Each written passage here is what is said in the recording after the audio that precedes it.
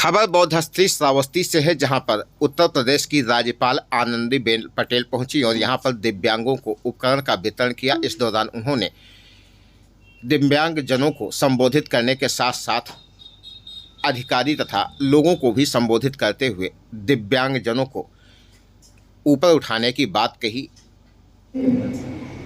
श्री राम शिरोमणि वर्मा जी, श्री पवन कुमार अध्यक्ष को, श्री योगेश्वर राम मिश्रा आयुक्त देवी पाटन मंडल, डॉक्टर भीमा बिंदु नायक महासचिव red cross society, Shrimati Kritika Sharma जिला अधिकारी, सुश्री प्राची सिंह पुलिस अधीक्षक, सभी अधिकारी कर्मचारी और सभी दिव्यांगजन भाई और बहन, मुझे खुशी है कि आज पवित्र भूमि पर दिव्यांगजनों के लिए कई प्रकार की सुविधाओं देने का आयोजन किया है। मैंने सबसे पहले इधर दिव्यांगजनों के लिए एक अलग से सुविधा जिला अस्पताल के पास भी केंद्र सरकार के सहायता से और एक कंपनी के सहायता से बनाया गया। एक पूरा अस्पताल मैंने देखा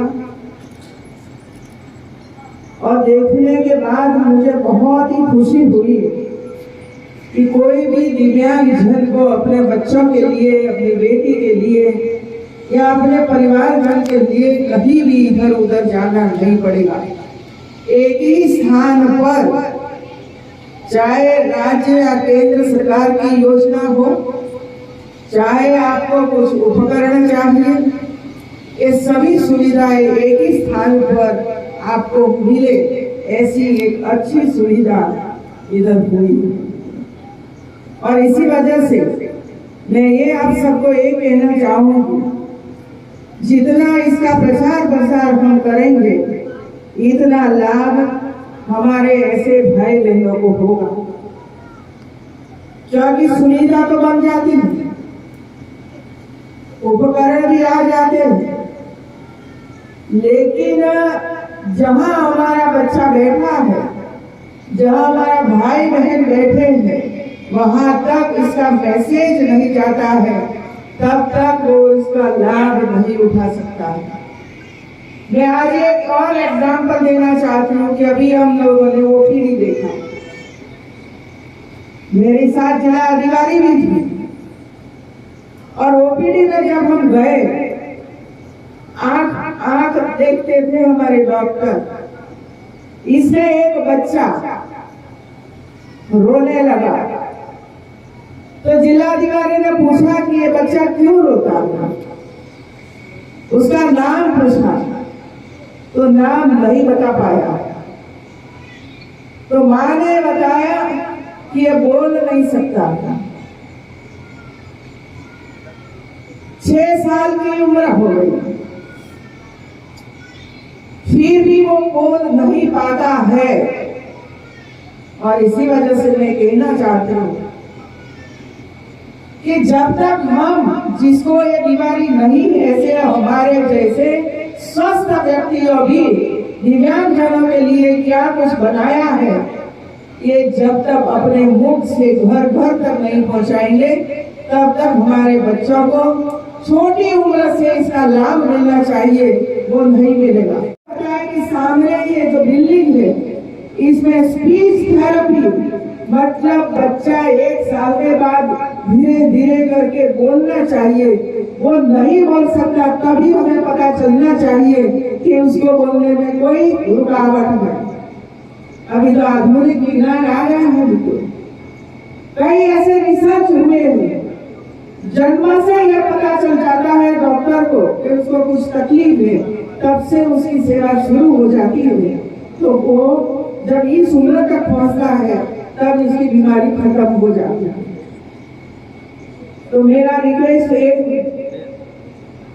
चाहे कोई भी कार्यक्रम हो।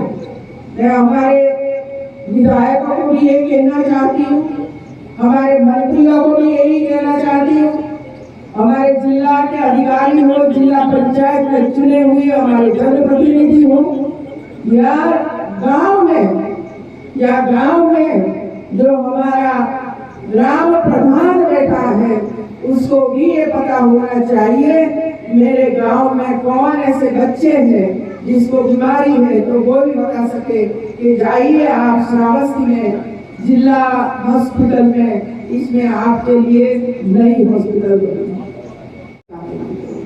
और मैं चाहती हूँ कि आप लोग इतनी सुंदर व्यवस्था जब दिव्यांगजनों के लिए हुई तो इसका लाभ ज्यादा से ज्यादा दिव्यांगजनों को मिलना चाहिए।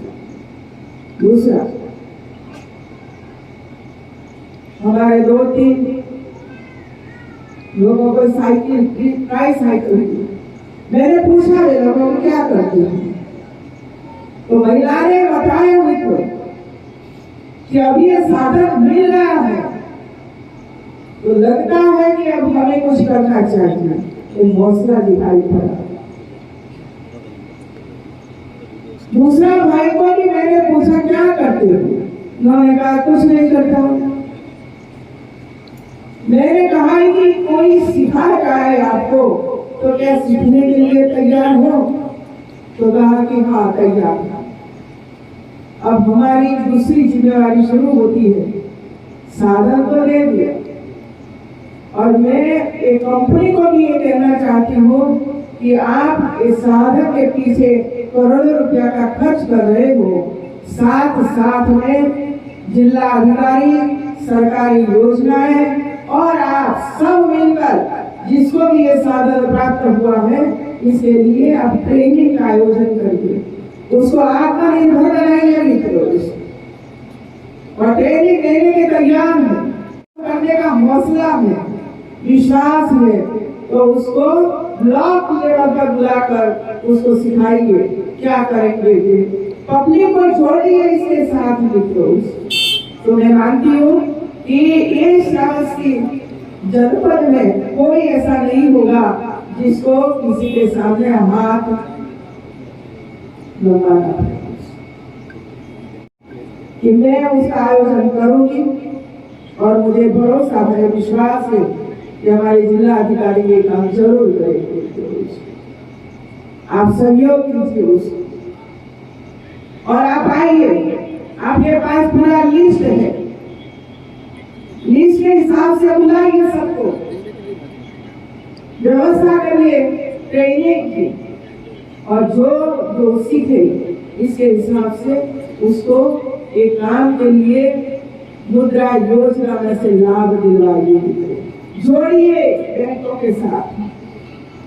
5,000, 10,000, 25,000 रुपया उसको मिल जाएगा, तो धीरे धीरे करके वो अपना व्यवसाय शुरू करेगा और लोग उसको सहयोग करेगा। मतलब मेरा कहना ये है कि जब तक हम सभी दृष्टि से बच्चों को नहीं जोड़ते हैं, आम जन को नहीं जोड़ेंगे, तो सिर्फ एक साधन दे देंगे तो वो आत्मनिर्भर नहीं बनेगा, वो अपना काम नहीं कर सकेगा, फिर वो ही परिवार पर बोझ बन के ही रह जाएगा। सरकारी ऑफिसों में ही खरीदने का काम करिए। सरकारी ऑफिस में कई ऐसी चीजें हैं जो हम बाहर की दुनिया में से खरीदते हैं, चाहे खाने की जरूरत हो, चाहे कोई रसोई की जरूरत हो, चाहे ऑफिस में चाय या तो नाश्ता की आवश्यकता होती है।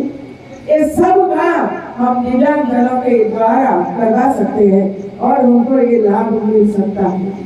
आप सोच लीजिए कहाँ कहाँ हम दिव्यांगजनों का उपयोग करके तालीम देकर उनको आर्थिक उपार्जन करने के लिए हम प्रयास करेंगे।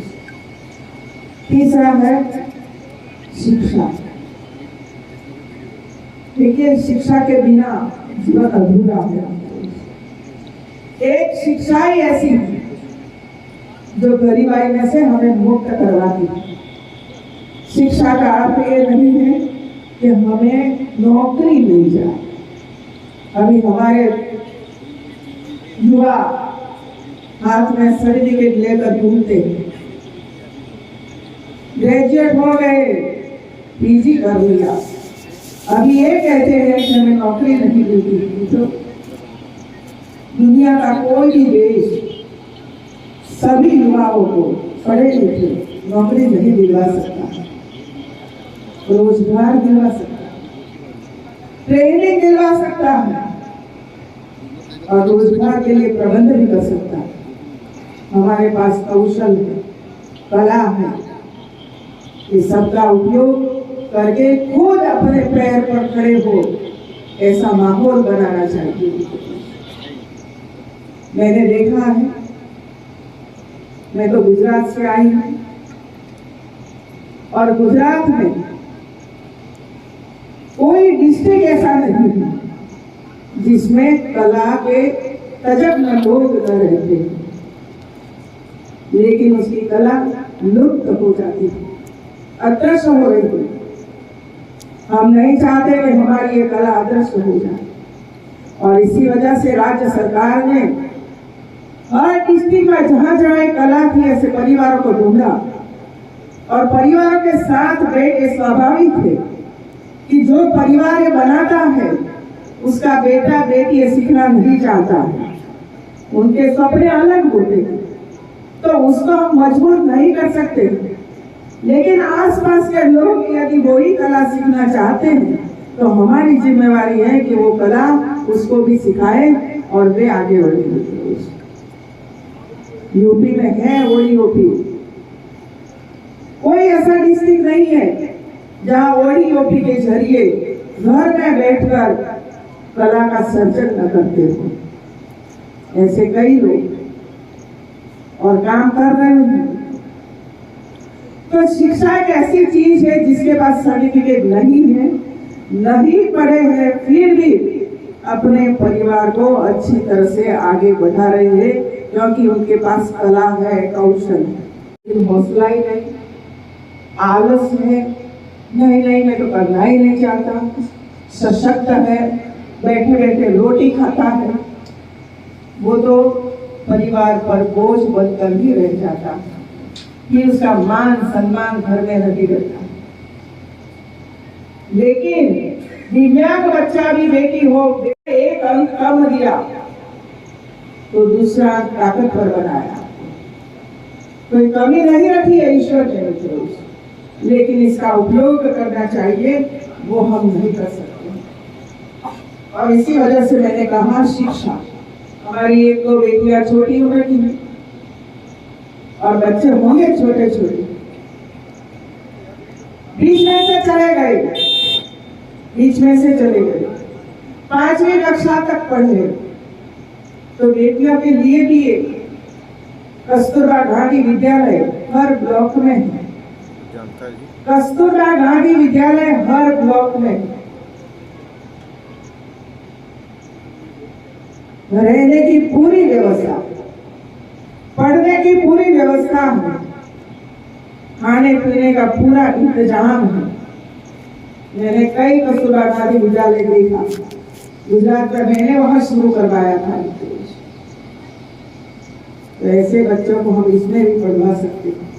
बीच में से निकल गए, 5वीं कक्षा तक पढ़े, तो 6ठी कक्षा से लेकर 8वीं कक्षा तक वहां बच्ची आराम से पढ़ सकती है, रह सकती है और अपना जीवन 8वीं के बाद नजदीक स्कूल में 9 से 12 तक और कॉलेज में जाकर पढ़ते हैं।